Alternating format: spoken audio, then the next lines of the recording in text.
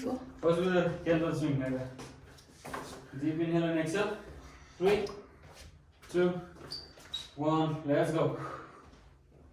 Great. Nice. Squeeze those glutes. Push the heels. Push those ground with your heels. Either.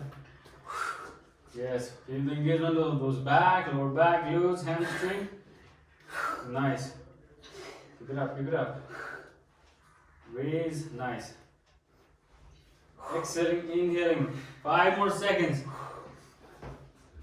Carry on. 3, 2, 1. That's a switch.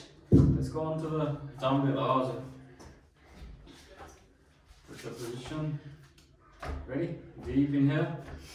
A little wider up now. So we put a leg. Yeah. Let's go. Pull. Nice. Slowly. And knee may go. It's alright. You knee may go no this one. Yeah. Slowly. I know. Like challenging this. I know. Yes. Softly landing almost. Soft. Yes, that's it. Let's not make a noise when it's landing. Yes. Let's go. Core engage. Go. Try to engage those core. Yes. Feel it. Nice. It's screaming out. I thought. So then balancing stability. Yes. Great. Great. Great.